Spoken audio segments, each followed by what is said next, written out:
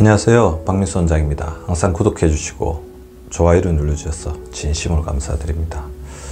오늘은 약해진 혈관을 터지지 않게 하기라는 조금 이제 다소 심각한 주제로 이제 말씀을 드리려고 합니다. 여름철은 혈관 건강의 위기라고 볼 수가 있습니다. 그래서 최근에 우리 지인들의 가족분들, 특히 고령자이신 이제 부모님들이 뇌출혈로 큰 낭패를 겪거나 피부를 전한 경우도 굉장히 많아지고 있습니다. 꼭 여름철이 아니더라도 우리 혈관은 주위의 어떤 변화나 그 다음에 스트레스가 많은 시기에 굉장히 취약해지게 되는데요. 자, 혈관이 터진다.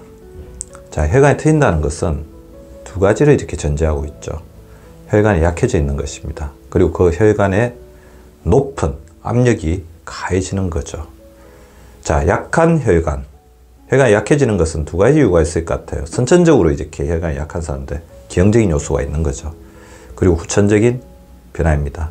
근데 선천적인 어떤 문제가 있다고 하더라도 결국에 그것에 대해서 결정적 역할을 하는 것은 후천적인 변화, 바로 우리 생활 습관의 어떤 문제라고 할 수 있습니다. 선천적인 결손이 있고 그것이 후천적인 변화를 위해서 혈관이 약해지면서 혈관이 부풀어 오는 것을 동맥류라고 하죠. 그리고 후천적인 손상의 가장 중요한 기전은 혈관이 두꺼워지고 좁아지면서 탄력성 없이 딱딱해지는 것입니다. 탄력성이 없다 보니까 주위의 충격이나 변화에 굉장히 취약해집니다. 터지는 혈관의 모습을 잘 살펴보면 혈관 사고를 경험한 사람들의 혈관은 통나무처럼 융통성이 없이 딱딱합니다. 그러다 보니 간 압력이 가해지면 툭 터지거나 부스러지고 마는 거죠. 혈관 내부를 사고 있는 강하고 유연한 조직인 탄력 섬유가 여러 가지 요인으로 인해서 늘어지고 뒤로 밀려서 불룩 튀어나온 부분을 동맥류라고 합니다. 이게 뇌에 생기면 뇌동맥류, 뇌출혈의 주요 원인인자이죠. 복부에 생기면 복부대동맥류, 그 다음에 가슴 쪽에 생기면 흉부대동맥류라고 하고, 이것이 생명을 위협하는 가장 심각한 문제 중에 하나가 될 수가 있습니다. 뇌동맥류는 동맥혈관이 얇아지고 결손이 생기면서 풍선이나 까리처럼 부풀어 오는 상태를 말합니다. 매우 얇습니다. 뇌관이 안 그래도 이제 굉장히 여러 가지 충격으로부터 취약한데 뇌동맥류가 있으면 그야말로 훨씬 더 심각한 문제를 일으킬 수가 있습니다. 그래서 저는 혈관 건강이 안 좋을 것으로 사료되는 사람들에게, 가족력 있는 사람들에게는 반드시 뇌 MRI 그리고 곁들여서 MRA를 같이 찍어오라고 말씀을 드립니다. 대동맥류는 아까 말씀드린 것처럼 우리 몸에 어떻게 보면 가장 중심적인 역할을 하는 큰 동맥이죠. 이 대동맥의 일부가 직경 1.5배 이상 늘어난 상태를 이야기합니다. 초음파 검사, CT, MRI, 혈관 조영수들로 정확하게 진단을 해야 되는데 그렇기 때문에 진단이 쉽지가 않습니다. 둘 다 발견되면 의사와 상의해서 반드시 위험도를 판단하고 그에 따라서 필요하다면 수술을 해서 미리 큰 사고를 방지하는 것이 중요합니다. 자, 그러면 이러한 혈관의 터짐을 막기 위해서 가장 중요한 것, 혈관의 약해짐을 미리 막아야 되겠죠. 혈관이 약해지게 하는 가장 대표적인 것은 바로 노화에 따른, 그리고 거기에 덧붙여서 잘못된 생활 습관으로 인해서 혈관의 동맥경화, 자, 혈관 동맥이 좁아지면서 딱딱해지는 그 동맥경화라고 말씀을 드릴 수가 있습니다.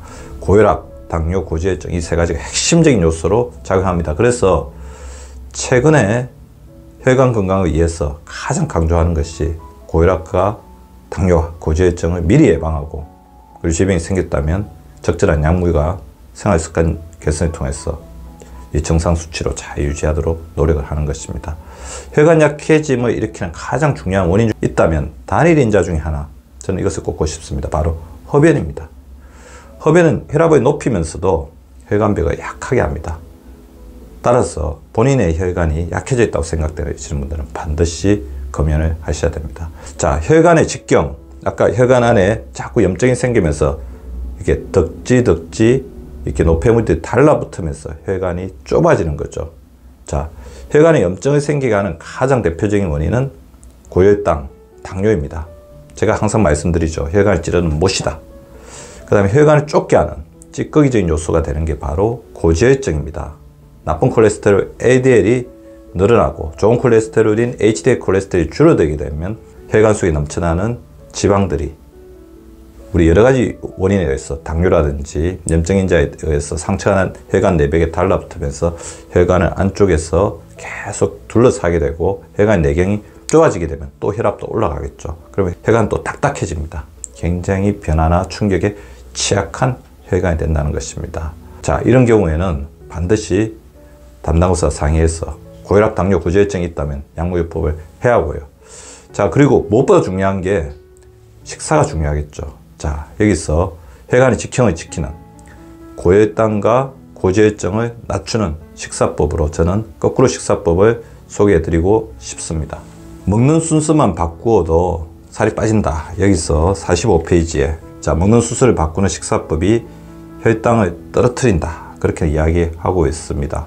중년의 다이어트를 결심하는 중요한 이유가 있는데 하나가 전보다 많이 높아진 식후 혈당과 그로 인한 만성 피로이다.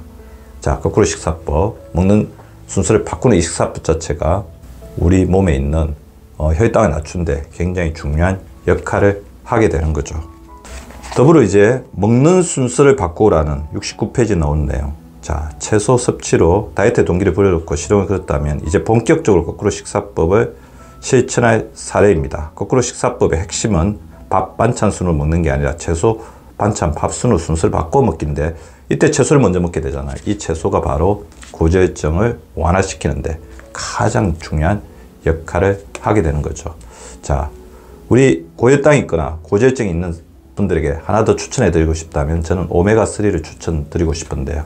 오메가3는 나쁜 콜레스테롤, 중성지방을 낮춘과 동시에 좋은 콜레스테롤인 HDL을 높이면서 항염 효과로 인해서 여러 가지 당뇨나 여러 가지 요인에 의해서 내벽에 상처가 난 것을 복구하는 능력을 주게 됩니다. 생선이나 식물성 들기름에 풍부하게 들어있겠죠.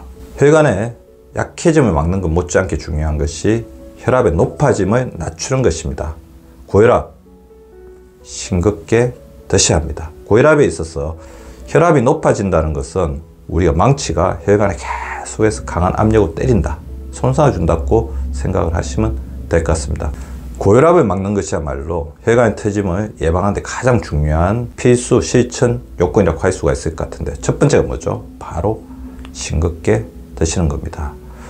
WHO 권장 기준으로 봤을 때 우리나라 소금 섭취량은 세계적인 수준입니다. WHO 권장량의 2배 이상을 먹고 있죠. 그러다 보니까 소금을 이렇게 많이 섭취하게 되면 우리 혈관 내에 있는 혈액이 팽창하면서 혈관에 굉장한 압력을 행사하게 됩니다. 자, 우리나라 사람들 소금 섭취의 가장 중요한 원인 중에 하나가 국물이죠. 국물을 줄이는 게 중요합니다. 국물에는 다량의 소금이 들어있습니다. 젓가락으로 섭취하면서 국물을 섭취하지 않는다. 이것이 혈압을 낮추는 데 가장 중요한 조건 중에 하나라고 볼 수가 있을 것 같고요. 될 수 있으면 외식과 패스트푸드 섭취를 줄입니다. 가정에서도 음식에 스스로 간을 칠 수 있도록 소금 선택제를 실시하고 요리할 때는 소금통을 조금 멀리 두면 도움이 됩니다. 짠 반찬은 물에 한번 헹궈서 드시는 것도 필요할 것 같습니다. 자, 혈압의 높아짐을 낮추기 위해서 또 중요한 게 뭘까요? 바로 적절한 수면입니다. 우리가 잠이 부족하게 되거나 수면의 질이 좋지 않게 되면 스트레스 호르몬이 굉장히 많이 나오고 이것 자체가 혈압을 올리게 됩니다.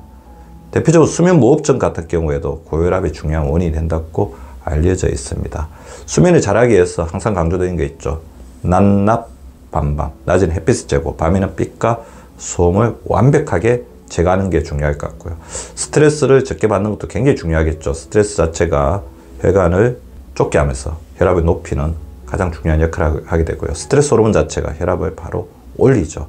그래서 항상 말씀드리죠. 생각 중지 훈련, 그리고 자신에게 믿음을 주고 있는 사람들에게 자신이 가지고 있는 고민들을 잘 털어놓는 것도 굉장히 중요할 것 같아요. 혈압이 높아짐을 낮추기 위해서는 또 혈액순환이 좋게 해야 되죠. 혈액순환이 되지 않으면 이거 어쩔 수 없이 심장이 우리 몸에 혈액을 골고루 돌리기 위해서 높은 혈압을 행사할 수밖에 없습니다. 그러려면 어떻게 해야 됩니까? 혈액순환이 좋게 하는데 가장 첫 번째 조건, 충분한 수분 섭취죠. 소변 색깔이 맑고 투명하게 나올 때까지 충분하게 수분을 섭취하는 건데요. 저 같은 경우는 아침에 일어나서 한 잔, 출근하기 전에 한 잔, 병원에 와서 한 잔, 오전 중에 한 잔, 그 다음에 오후 중에 한 잔, 퇴근하기 전에 한 잔, 집에 가서 한 잔, 밤 9시 자기 전에 한 잔 반드시 채우려고 하고요. 수시로, 그리고 특히 여름철에는 땀을 많이 흘리기 때문에 좀 더 많은 수분의 섭취가 필요합니다. 혈액순환이 좋게 하는데 가장 좋은 게 뭘까요? 바로 유산소 운동입니다. 유산소 운동을 규칙적으로 해주기 위해서 운동의 생활화, 일주일에 3회 이상은 땀나고 숨찬 운동을 하자. 생활의 운동화, 하루에 7,000보 이상은 반드시 걷자. 그것을 주장하고 싶습니다. 그러니까 혈관의 노폐물을 제거해야 되겠죠. 혈관의 노폐물을 제거하기 위해서 가장 중요한 것 바로 항산화 영양소입니다. 아까 제가 말씀드린 것처럼 채소 안에는 다양한 항산화 영양소가 있기 때문에 채소 섭취를 늘리는 거꾸로 식사법이 여기서도 도움이 될 수가 있습니다. 혈액순환을 도와주는 가장 중요한 동지 중에 하나는 바로 근육입니다. 허벅지 근육 그리고 종아리 근육이 혈액순환을 도와주는 제2의 심장으로서의 기능을 하는 거죠. 자, 허벅지 근육, 종아리 근육은 심장을 대신해서 혈액순환을 돕습니다. 중력 때문에 혈액은 하체의 70% 가까이 몰려있죠. 무려 5000cc나 되는 혈액이 우리 몸을 돌아다니는데 심장 혼자서 이 많은 혈액을 혼자 돌리려고 하면 금방 고장이 나고 지치게 되겠죠. 그러다 보니까 심장이 점점 더 무리를 하면서 심장의 기능이 떨어지고 그러다 보면 반사적으로 혈압이 높아지고 그리고 혈관이 두꺼워지고 이런 문제들이 생길 수밖에 없습니다. 자, 혈액순환을 원활하게 위해서 제2의 심장, 허벅지 근육과 종아리 근육을 강화시켜 주는데 제가 항상 강조드리는 거 있죠. 자, 호르몬 창구로서 기능하는 허벅지 근육에 도움이 되는 손 허벅지 운동. 제2의 심장으로서 심장과 가장 멀리 있으면서 심장을 도와줘야 될 가장 중요한 파트너인 종아리 근육을 강화하기 위해서는 발목 관절, 발목 스트레칭을 시간이 날 때마다 해주십시오. 그거 못지않게 또 중요한 게 있습니다. 우리 심장을 보호하는 가장 중요한 가까이에 있는 친구라고 한다면 바로 팔 근육입니다. 팔 근육 그리고 악력 이거를 강화시켜주기 위해서 항상 제가 강조드리죠. 팔굽혀기 하루에 300개 이상 저는 하려고 노력을 하고 있습니다. 그 시간이 날 때마다 잼잼 손 스트레칭을 해서 심장으로 가는 혈액순환을 원활하게 도와주시기 바랍니다. 자, 혈관의 유연성을 도와주는 데 있어 단련이 되지 않은 심장은 조그만 충격에도 무너질 수밖에 없습니다. 제가 알려드린 것처럼 다양한 운동들을 통해서 생활 속의 운동을 통해서 심장이 계속해서 다양한 도전을 주게 되면 어떠한 충격이 오더라도 심장이 그거에 굴복하거나 손상받지 않고 우리 몸을 잘 지켜줄 수 있습니다. 운동의 생활화, 생활의 운동화를 반드시 실천해 주시기 바랍니다. 마지막으로 가장 중요한 게 또 뭘까요? 바로 비만입니다. 비만은 혈관 약화와 동맥 경화의 가장 큰 주범입니다. 그래서 최근에 들어서 비만은 하나의 그냥 체중이 많이 나가는 질병이 아니라 염증성 질환이라고 말씀을 드리겠죠. 자, 비만, 당뇨, 혈압 조절, 제대로 식사법을 통해서 운동법을 통해서 반드시 조절해 나가시기 바랍니다. 이런 비만을 조절하기 위해서도 제가 앞서 말씀드린 채소 한 번, 채소가 아닌 반찬 한 번, 밥 한 번, 이 순서대로 거꾸로 먹는 순서를 바꾸어서 식사하는 것이 큰 도움이 될 수 있습니다. 반드시 우리 혈관은 지켜져야 합니다. 혈관이 약해지고 혈관이 외부의 충격으로부터 위협을 받고 있다면 그것 자체가 우리의 삶을 위협하는 가장 큰 원인이 될 것입니다. 자, 우리 혈관은 최악의 경우에 몰릴 때까지 절대로 신호를 보내지 않습니다. 묵묵히 자기 혼자서 자기 해야 할 일, 혈액을 돌리고 충격을 자기 혼자서 다 감수하는 그런 고행의 길을 걷게 되는 것입니다. 그런 최악의 상황에 달하기 전에 미리 우리가 혈관을 돌보고 도와줘야 합니다. 우리 구독자분들 생생하고 유연한 혈관으로 백세장수를 이루는 우리 구독자분들 되시기를 바라면서 오늘의 강의를 마치도록 하겠습니다. 오늘도 유쾌한 하루, 건강한 하루 보내시기 바랍니다. 구독과 좋아요는 박미수 박사 TV를 지속시키는 생명력입니다. 많이 구독해 주시고 좋아요를 눌러 주시기 바랍니다. 항상 감사드립니다.